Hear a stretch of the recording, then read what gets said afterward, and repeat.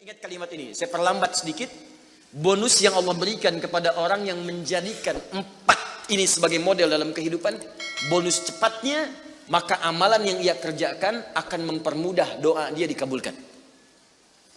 Tadi saya contohkan sedikit kan, syuhada nggak usah ditanya, orang-orang para syuhada itu bahkan sebelum wafatnya diberikan jalan-jalan kemudahan oleh Allah. Bahkan sebelum wafat kalau benar syahidnya, itu banyak doanya yang dikabulkan. Bukankah para ulama bagian dari mujahid fisabilillah? Berapa banyak para ulama yang mengangkat tangannya dikabulkan? Imam Ahmad bin Hanbal pernah lewat, kemudian ada seorang mengatakan, "Syekh, anak saya sakit, tolong doa kepada Allah." Kata Imam Ahmad, "Kamu ini doa-doa sendiri," katanya. Imam Ahmad ingin mengajarkan, kamu kan masih punya lisan. Kamu masih punya kemudian kekuatan, minta dulu sama Allah supaya ada ikhtiar. Orang itu tiba-tiba pulang, ya dengan perasaan dia agak kecewa karena Imam Ahmad tidak mendoakannya. Ternyata ketika dia pulang, Imam Ahmad berdoa kepada Allah. Ya Allah, sembuhkan anak si fulan itu. Pulang, anaknya sembuh. Allahu Akbar. Di doa ulama itu kalau benar kealimannya, kalau benar ilmunya dan khasyahnya kepada Allah, itu hujah di lisannya. Bahkan firasatnya nyata. Kadang dikasih dalam mimpi, kadang kemudian bermohon kepada Allah tanpa diketahui. Ada. Solihin juga demikian. Bahkan turun Quran surah ke-5 ayat 35. Ya. Paling kanan sebelah bawah, ya ayyuhalladzina amanu taqullaha wabtaghu ilaihil wasilah. Hai orang-orang beriman, tingkatkan terus takwamu kepada Allah dan jadikan takwa itu sebagai wasilah untuk meminta kepada Allah dari apa yang engkau inginkan. Dan kalau Anda cari takwa di Quran, bentuknya amal soleh. Tidak pernah kalimat takwa disebutkan dalam Al-Quran kecuali pada umumnya akan menyebut amal soleh. Contoh, kalimat takwa pertama langsung disebutkan orangnya di Al-Baqarah ayat 2. Dzalikal kitabu la hudal lil. Siapa mutakin orang takwa di sini? Sebutkan ayat 3 dan 4-nya. Alladzina yu'minuna bil ghaib wa yuqimunas. Lihat sini. Iman dulu. Iman, baru kemudian salat. Masih ingat di pertemuan lalu, sebuah amal menjadi soleh kalau didahului oleh apa? Iman. Di iman itu nggak akan dipisahkan dengan amal soleh. Ada iman, maka amal berubah jadi soleh. Dalilnya Quran surah ke-103. Walas innal insana lafi illa alladzina amanu iman wa amilis soleh. Amal soleh. Apa wujudnya amal soleh itu? Jadi rumus cepatnya begini. Iman akan melahirkan sebuah amal yang dengan sifat iman ini menjadi soleh. Kalau iman dipadukan dengan amal soleh, maka akan berubah menjadi takwa namanya.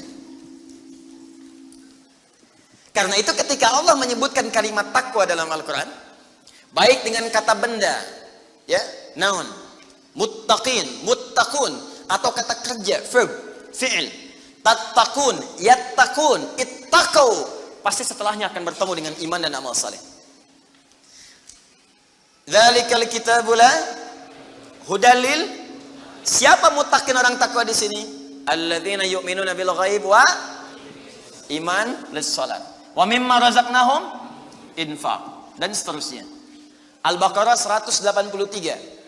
Ya ayyuhalladzina amanu kutiba alaikumus iman, ya ayyuhalladzina amanu kutiba alaikumus syiyam, puasa.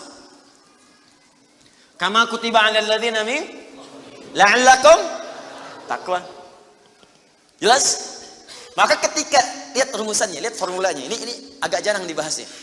Perhatikan formulanya. Kata Allah di Quran surah ke-5 ayat ke-35. Ya ayyuhalladzina amanu. Hai orang-orang yang telah beriman. Alhamdulillah modal ini ada. Masih beriman? Alhamdulillah. Berarti modalnya sudah ada kan? Nih, yang dipanggil ini. Hai orang-orang yang telah beriman. Yang belum beriman tidak hai. Ittaqullah. Tingkatkan takwamu kepada Allah. Yang diminta ini. Perhatikan rumusnya. Hai orang-orang yang telah beriman, tingkatkan takwamu kepada Allah. Wabtaghu ilaihil wasilah, Dan carilah dengan peningkatan takwa ini wasilah untuk mengabulkan doa-doa yang kita mohonkan. Jadi kalau kita ingin cepat dikabulkan doanya, dituntaskan persoalan hidupnya, maka kata Allah rumusnya tingkatkan apa? Takwa. Sekarang kita ingin tingkatkan takwa, apa rumusnya? Takwa itu formulanya iman plus. Nah, intinya di sini amal soleh. Jadi kalau kita kumpulkan amal soleh, kumpulkan, itu salah satunya ciri meningkatkan takwa. Kenapa takwa ditingkatkan? Untuk mengentaskan problem kehidupan kita. Bahkan nanti ada yang belum berdoa, saking tinggi ya takwanya, itu masalahnya diselesaikan oleh Allah tanpa dia meminta. Dalilnya Ustaz, Quran surah ke-65, di akhir ayat kedua. Di akhir ayat kedua, di awal ayat ketiga. Wa may yattaqillaha yaj'al lahu makhraja wa yarzuqhu min haitsu la. Siapa yang mampu meningkatkan takwanya kepada Allah, salatnya meningkat dari yang fardu tambah sunnah, amalan hartanya meningkat dari zakat tambah infak, amalan Qur'annya meningkat dari sekedar baca mulai kemudian tilawah atau mulai menghafalkannya, amalan puasanya meningkat dari Ramadan mencari sunnah-sunnahnya, tingkatkan. Maka pengertian persamaannya ya ja'allahu makhraja. Semakin meningkat takwanya, semakin aku tuntaskan semua persoalan kehidupannya. Jadi Bapak Ibu kayaknya nggak dapat masalah, padahal Anda tuh mengalami masalah sebetulnya. Cuman masalahnya sebelum dialami diringankan oleh Allah sehingga seakan-akan tak terasa. Ada yang langsung masalah dihadapkan di depannya, tapi diberikan ketenangan dalam jiwanya sehingga perasaannya nikmat saja. Padahal sebelumnya tidak begitu. Macet, sebelumnya menghujat, kadang mencela, klakson nggak berhenti, ya, bikin status juga, langsung kasih komen negatif, ya, Jakarta kesini banjir, siapa gubernurnya, misalnya, nama, apa solusinya? Ini begini, ini begitu, apa solusinya? Apa ketenangan yang kita dapatkan? Tapi ada orang yang ketika dapat macet, tiba-tiba, Allahu Akbar, dia cuma klik dengan satu tombol, klik keluar merotal. Alhamdulillah ya Allah engkau kasih macet. Kalau enggak macet seperti ini, bagaimana aku kemudian mendekat kepadamu dengan mendengar murotal ini? Ternyata ketika macetnya 15 menit, hafal ayat 3 ayat. Selalu ada hikmah dalam kehidupan. Sedang zikir, ada yang berdoa, itulah yang dimaksudkan. Dientaskan persoalan, diberikan ketenangan, dan dipahamkan tentang nikmat yang diberikan. Ada orang yang minta dulu. Nah nanti orang soleh ini, solihin, itu diantara mereka bertawasul dengan amal solehnya. Ada yang sering bersolawat, tawasul dengan solawatnya. Ada yang sering infak, tawasul dengan infaknya. Bukankah kita pernah mendengar kisah yang sangat viral? Padahal masa itu belum ada media sosial. Tapi sampai kekinian sekarang. Kisah ini terjadi sangat lampau. Sampai sekarang lewat 15 abad masih viral, dibukukan. Perhatikan, kalau kita ikhlas, maka semua kisah kebaikan kita akan diangkat sampai di masa yang tidak batas, sampai terjadi hari kiamat kembali kepada Allah Subhanahu wa taala. Walaupun komunikasi alatnya tidak lengkap. Pernah dengar kisah 3 orang yang sedang berjalan kemudian tiba-tiba ada hujan, berlindung masuk ke sebuah gua. Begitu masuk di dalam gua itu, kisahnya sangat populer sekali sampai ada di Sahih Al-Bukhari sampai sekarang sedang dikisahkan. 3 orang laki-laki sedang berjalan beraktivitas. Tiba-tiba datang hujan deras, berlindung masuk ke dalam sebuah gua. Ketika duduk di gua itu tanpa sadar batu dari atas menggelinding menutup ke dalam muka pintu gua itu. Pus, rap. Saking padatnya tidak meninggalkan celah yang cukup untuk mereka keluar. Akhirnya setelah reda berusaha untuk mendorong. 3 orang nggak sanggup. 1 lemas, yang 2 dorong makin nggak sanggup. 1 lebih lemas, 1 orang dorong ya sama betul-betul nggak sanggup. 3 aja nggak sanggup, 1 pengen dorong, nggak bisa.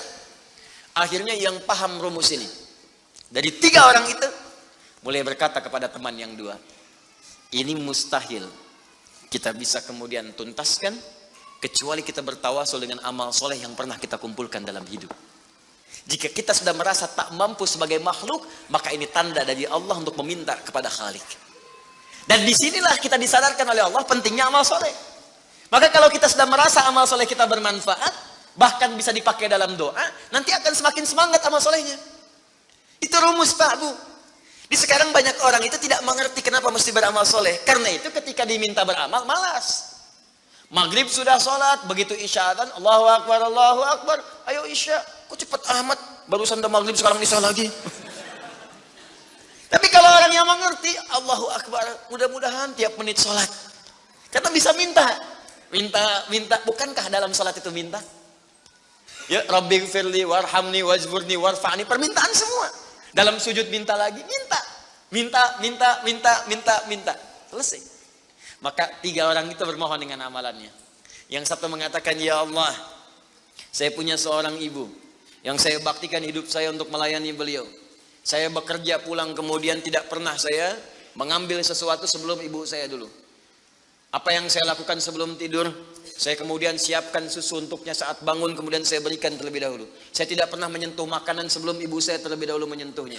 Satu kali saya datang, ya Allah, mendapati beliau sudah tertidur. Maka saya tidak berani menyentuh kemudian makanan itu. Dan saya punya kebiasaan ketika bangun saya siapkan air susu. Ya, saya bayangkan ibu memberikan ASI kepada saya, maka sekarang saatnya saya memberikan susu kepadanya. Kemudian saya tunggu di sampingnya, saya sampai ibu saya tertidur sampai bangun. Ketika dia bangun, saya tidak pernah terangkan kepadanya bahwa saya memegang nampan itu dari sejak malam sampai dia bangun. Kemudian saya tuangkan, saya minumkan kepada beliau, setelah beliau menyentuh baru saya makan. Kalau ini menjadi amal soleh yang pernah saya kerjakan, ya Allah, dan Engkau ridha dengannya, mohon bebaskan kami dari kungkungan batu ini. Yang tadinya tidak bergerak, begitu didorong bergeser. Mau keluar masih susah. Ya, ini pertanda dari Allah ingin mendengar semua amalan-amalannya supaya adil terdengar keseluruhannya. Kedua, ya Allah, saya pernah mimpin suatu perusahaan, kalau bahasa kita sekarang. Saya pernah punya bisnis, ya Allah. Kemudian ada karyawan saya, tiba kemudian pamit meninggalkan pekerjaan, tapi gajinya belum saya berikan. Lantas saya simpan gaji itu, dia tak kunjung datang. Kemudian saya berinisiatif, ya Allah, untuk menjadikan gajinya dia sebagai modal, karena khawatir kalau pulang nilainya sudah berkurang. Maka dibelikanlah oleh saya, Allah, kambing. Kemudian dikelola kambing itu. Sampai bertahun-tahun datang, kambingnya sudah penuh, ya Allah, dengan berbagai kandang. Ternak sudah banyak. Selapangan sudah kumpul. Begitu dia datang, saya berikan kepadanya semuanya itu, dia mengatakan, kamu bercanda ya? Gaji saya kan cuma 1 juta. Kenapa dibalikin tiba-tiba ada 1000 kambing? Orang ini mengatakan, kamu bercanda? Kata orang tadi, tidak, saya tidak bercanda. Tapi ini hak kamu yang saya kembalikan. Dikisahkan kisahnya. Saya belikan kambing, saya jaga dengan rawat dengan baik. Lantas dia mengambil semua kambing itu, ya Allah, tanpa memberikan kepadaku sedikit pun. Makasih ya, pergi gitu kan. Masya Allah. Ya gitu, kalau Baduy itu unik gitu ya. Bukan yang di sini, Arab maksudnya. Ya. Unik gitu. Jadi lugu, polos, berangkat. Ya. Apa yang terjadi? Maka aku pun, ya Allah, menerima. Dengan berharap ridhomu saja tanpa meminta imbalan sedikit pun darinya. Dia pergi meninggalkanku, aku mengharap ridho darimu. Maka aku bermohon kepadamu, ya Rabb, kalau dengan itu kemudian engkau ridho, maka bebaskan kami dari kungkungan batu ini. Didorong, geser lagi. Perhatikan bagian yang ketiga ini. Ini tidak mudah karena termasuk bagian dari dosa besar. Meninggalkan dosa besar mendatangkan anugerah yang berlimpah tanpa batas.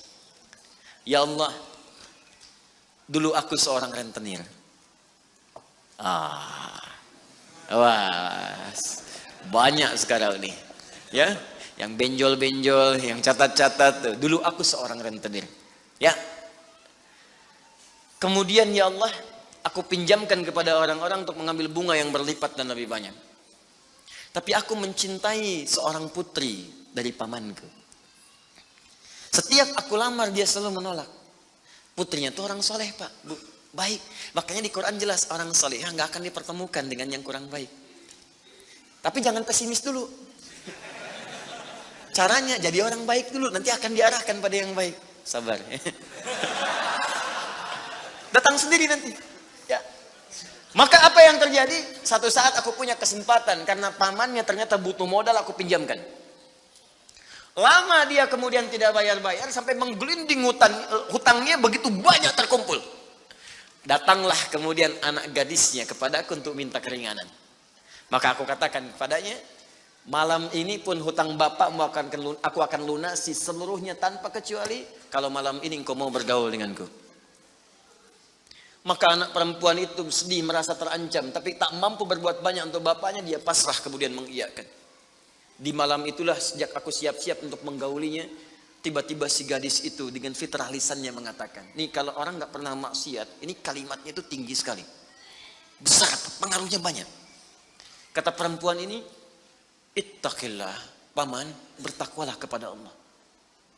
Satu kalimat di gadis itu menggetarkan pada jiwaku, melahirkan rasa takut yang sangat dalam. Aku lari meninggalkannya sambil mengatakan, sudah, bapakmu tak ada utang lagi padaku. Dan aku lari meninggalkannya.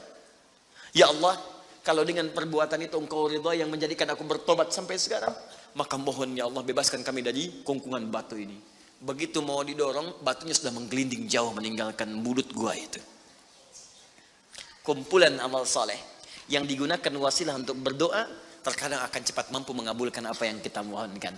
Apalagi kalau yang dimintakan adalah pengalaman meninggalkan perbuatan maksiat yang besar. Kadang maksiat-maksiat itu jangan diikuti. Jauhi, tinggalkan. Nanti saat butuh, minta dengan amalan itu. Itu boleh, ayatnya ada. Yang nyuruh Allah berarti Allah yang menetapkan jalan. Salah satu formulanya mengerjakan itu supaya semangat beramal soleh. Amal soleh itu kan cuma dua. Kalau enggak if'al, wala taf'al. Do it, live it. Kerjakan, tinggalkan. Kerjakan sholat, jauhi zina. Kerjakan kemudian infak, jauhi bohong. Kerjakan ini, tinggalkan ini. Anda cukup kerjakan, tinggalkan. Dan dengan wasilah itu minta kepada Allah.